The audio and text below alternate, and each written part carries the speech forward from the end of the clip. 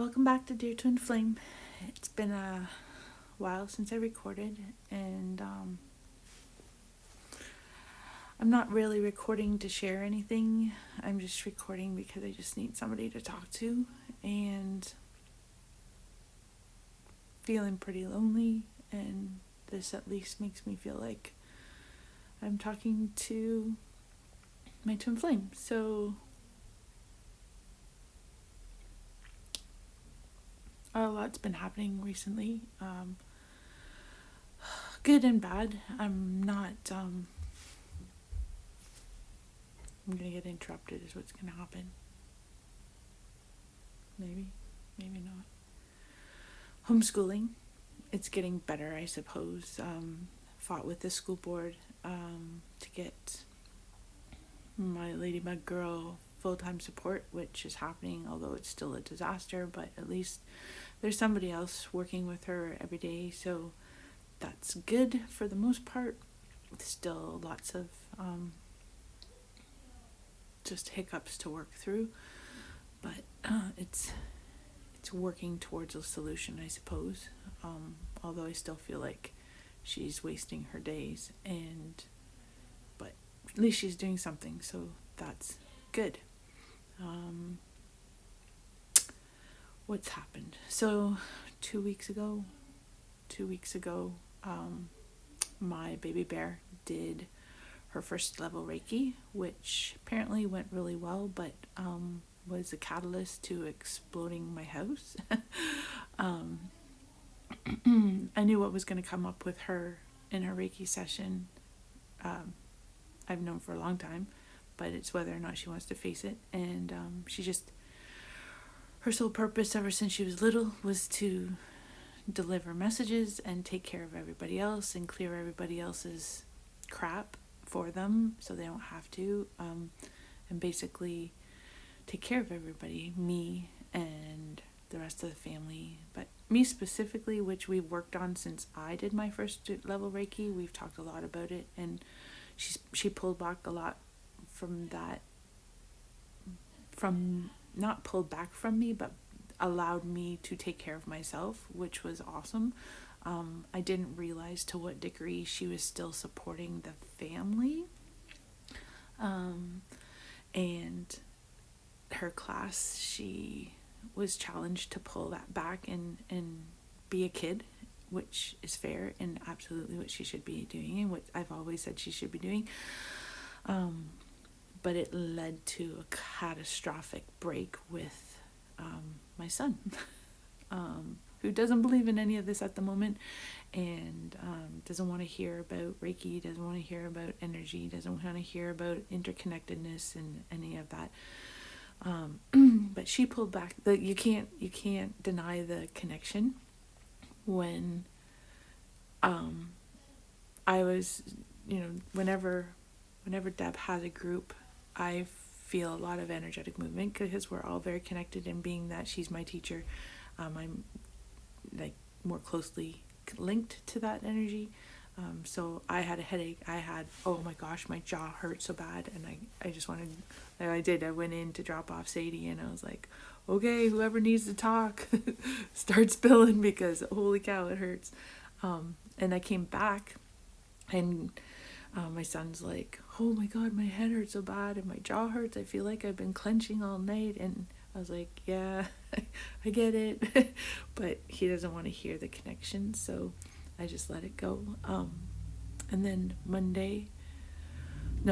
Sunday night, when it was all done and Sadie was processing her own stuff, he just started getting super sad. And Monday, he couldn't seem to function. He kept saying his head hurt, and he was sad, and he just started crying for no reason, obviously for a reason, but he couldn't understand the reason, or he didn't want to face the reason, or his emotional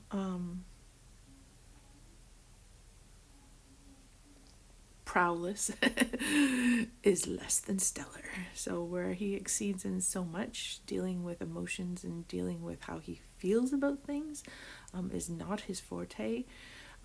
Sometimes I wonder if when my twin flame helped him learn how to bubble to protect himself from other people's emotions, that maybe he learned that lesson a little too well and has not created a bubble but created walls, so he can't put any of his own emotions out and will not allow himself to feel anybody else's as well on top of that. So he just doesn't deal, he just shoves it all down to his toes and carries on with all of his facts. And anyway, Sadie's energetic shift or pullback or whatever you want to call it, I think was enough of a pullback to crumble some of that wall, and his whole fortress just came tumbling down like Monday night. So it's been almost a week and a half, I guess.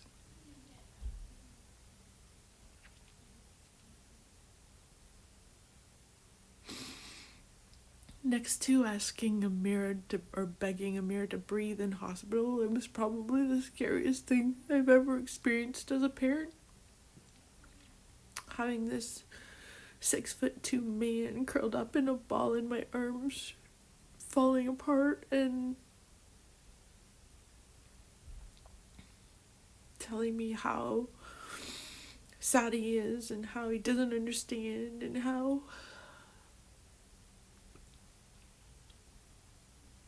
there's no purpose in life. But don't worry, Mom, there's less purpose in death, which I'm not sure if that's a good thing or a bad thing, but...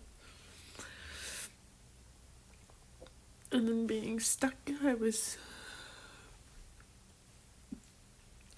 physically stuck because he was on top of me and he was so big and I couldn't reach my phone.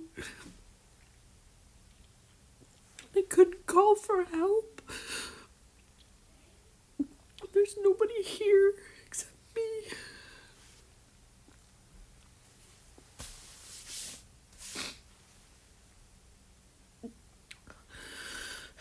He went into a full-blown panic attack and started hyperventilating and making no sense, and talking and being incoherent completely, and it went on and on and on, and I just kept asking him to breathe, and I just begged him to breathe and tell him that I was there and that he wasn't alone.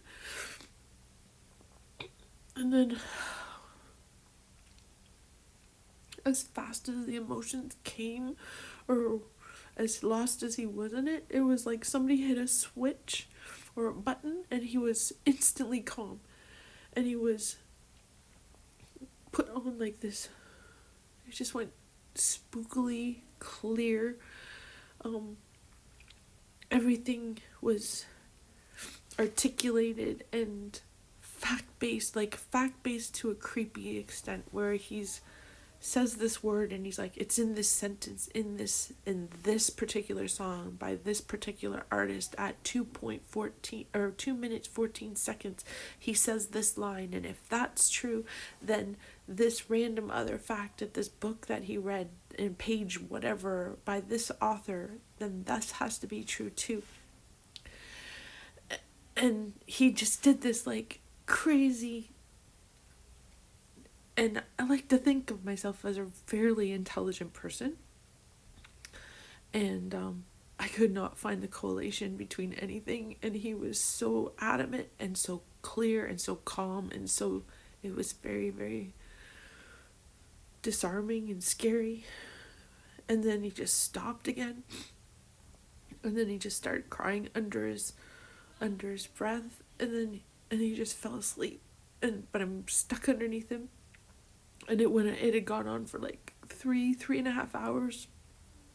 And I was so tired and I didn't want to fall asleep because I didn't know what was going to happen. And I couldn't reach my phone. It was so scary. I would have called 911. That's how scared I was. I didn't know what to do. I didn't know what was happening. I didn't have anybody here to help.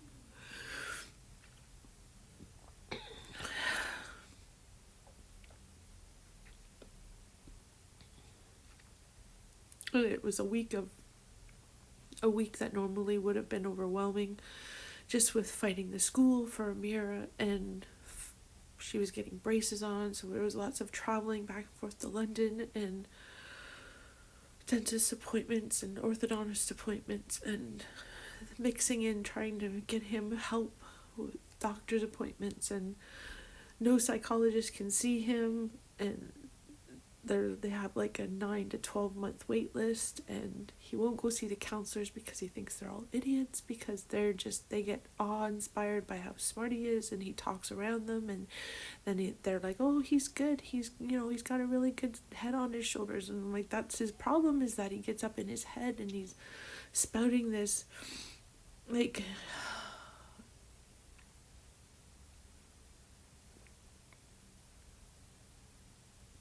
as overwhelmed as he was, it just felt like my world just spun. And I mean, I did everything I was supposed to as a parent, and everybody says I handled it right, but it was just, I just didn't want to be alone in this process.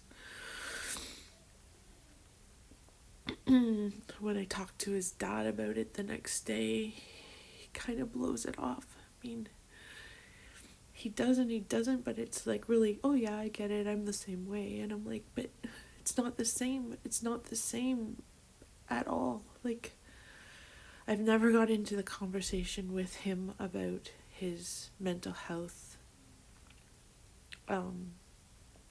status or whatever, because I disagree with what he's convinced the doctors is his truth. I thoroughly believe that he absolutely had a nervous breakdown without question, but he had the nervous breakdown not because of a chemical imbalance in his head, but because of living a double life and having it explode around him and not knowing how to handle it. That's what his mental health is based around, and it's not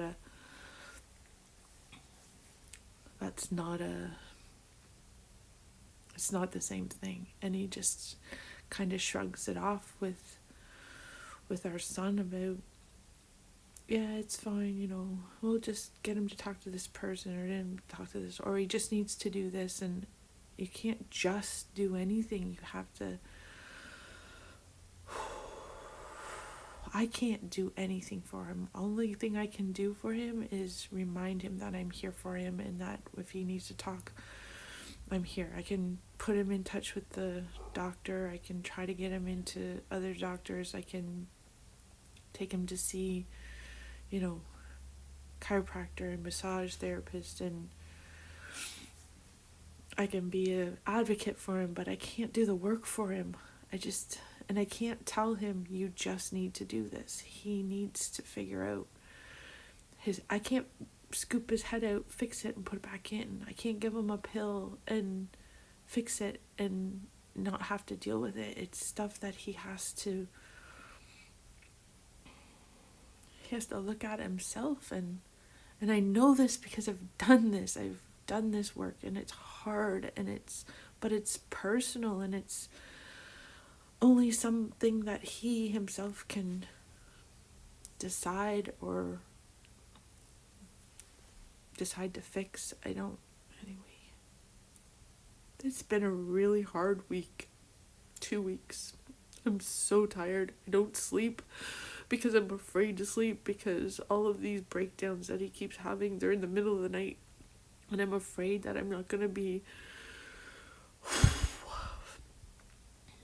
alert enough or understand enough if I'm been asleep to wake up to this and know exactly what to say, and not be in the fog of confusion on what's going on or what's happening. So I'm not sleeping.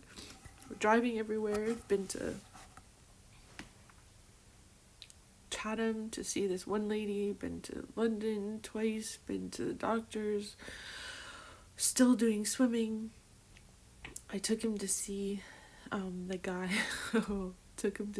guy that Deb suggested, and that I've been going to see in Ipperwash, and he read he's now convinced that that man is trying to form a cult, and that how stupid can I be to have agreed to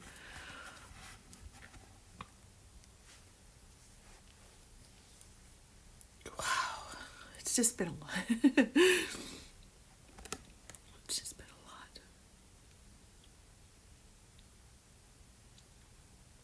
And yes, I know I am strong, and yes, I know I am handling it, and I am being what he needs, and I am a good mom. I know all that. I know all that. There's just days like last night, Wednesday afternoon, where I just want somebody to tell me that I'm gonna be alright. That he's gonna be alright.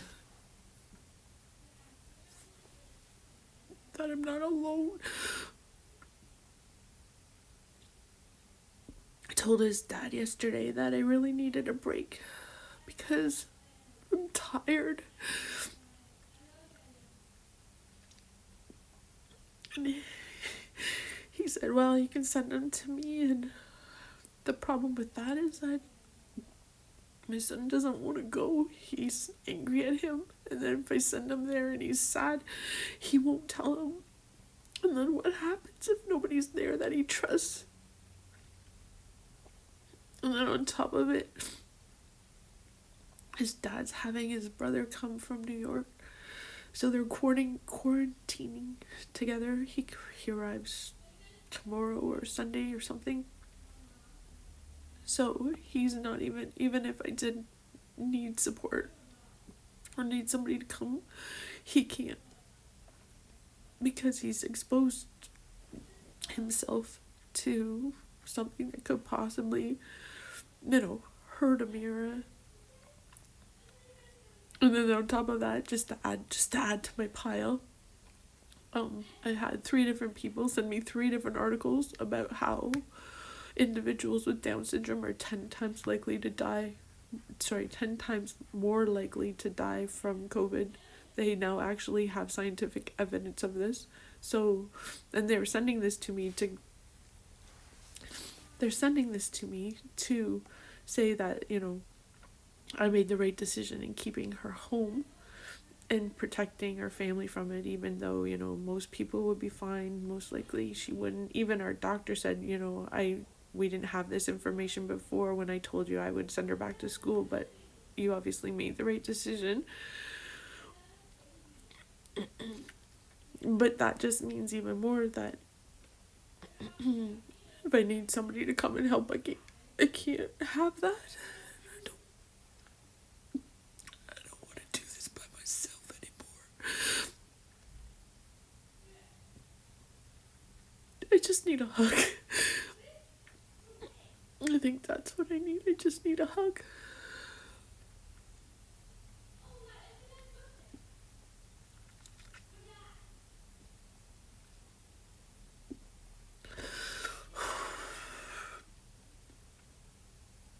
It's a really weird mindset to be in, because I'm very overwhelmed. But I'm also very grateful that I have an understanding, that I've learned this understanding of, I don't feel like a victim that I'm having to face this or go through this. I feel strong in myself that I can handle all of this. I feel blessed that I have the things in my life that I have. I recognize that challenges are put in front of us for a reason, and that we learn from them and we grow from them. So I'm grateful for whatever this is meant to teach me. But I could really use a hug.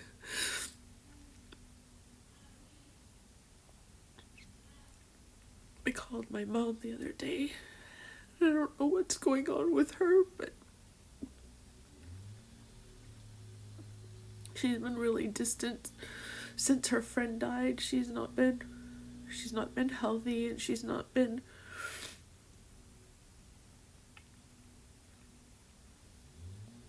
just been very disengaged. And if she engages with us at all, it's usually just to tell me what to do, and there's no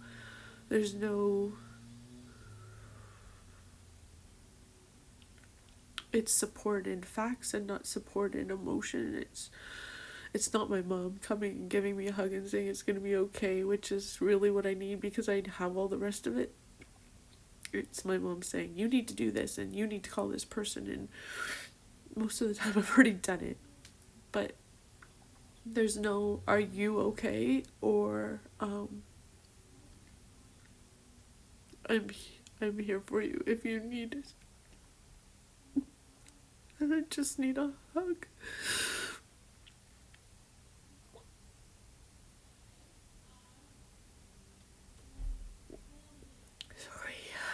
I didn't do this video just to sit here and cry. I really just needed to talk to somebody.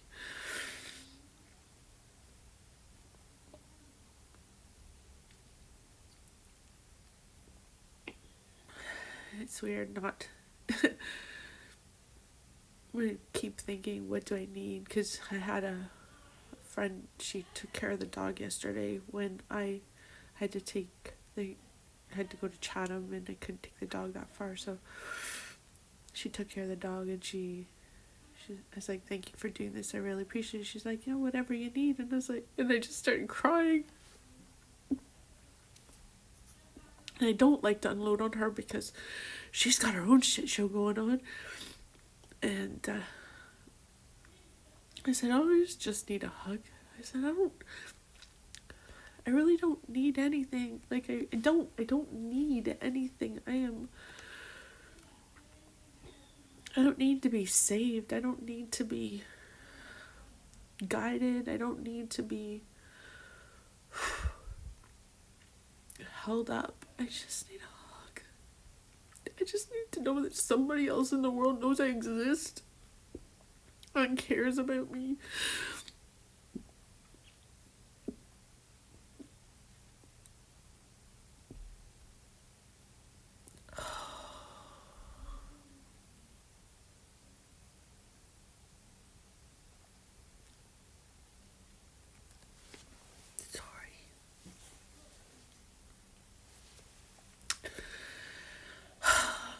Halloween tomorrow. It's tomorrow, right? Yeah, today's Friday. Sorry, lost track of my days. It's Halloween tomorrow, and we got nothing. We had a plan. We were gonna binge watch Mandalorian and eat too much candy and whatever. Just have a chillax party in our house. And then Mandalorian, or Disney, whatever, came out and said they're not going to put all the Mandalorians out. They're only going to put one out at a time. So how do you binge watch something if there's only one of them? So that sucks. So we have to find another plan for how we're going to fill our Halloween. And we're going to go... The Toyota dealership in town is having a zombie land that you can drive through. So I'm going to take them there to get that. And then apparently the Rotary Complex is having a drive-through trick-or-treat thing, so I'm going to take the girls there, and then I don't know, maybe I'll introduce them to some mild form of Halloween movies. None of them are really big into horror movies, so but mark it with something, because I love Halloween. And I miss celebrating things, and I miss seeing people and sharing that excitement with people.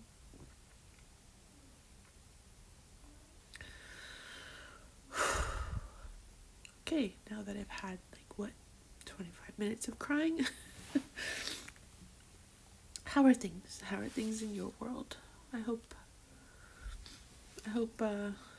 life is treating you okay, and all this stupid energy shifts in the full moon tomorrow isn't causing chaos in your world as it is in mine.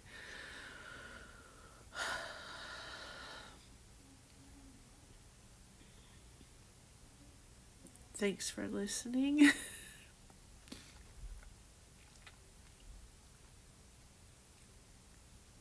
find the positive, right? It'll be all right.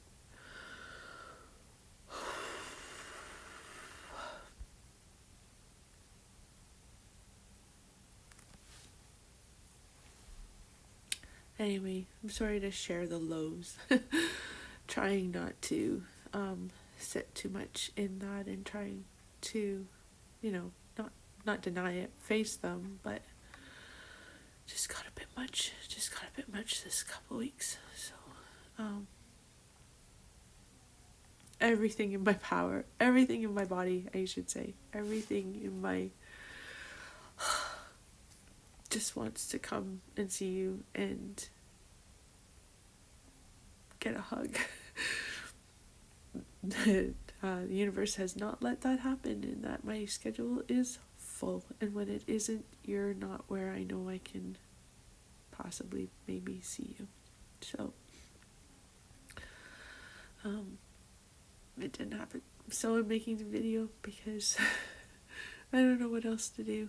I don't have anybody else to reach out to and talk to. Not that's, the other part of it is that I'm sure, like everybody else in my world, you have your own shit to listen to and deal with, and sharing mine on top of it isn't what I like to do. I don't want to put it on anybody else. I know your sister's got a lot going on. Like I said, my friend Steph has a lot going on. My mom obviously has a lot going on. She's completely oblivious to everything. Everybody's got their own. I'm just really missing any kind of connection with anybody I care about right now. And you're king of that list, right? And I miss that connection.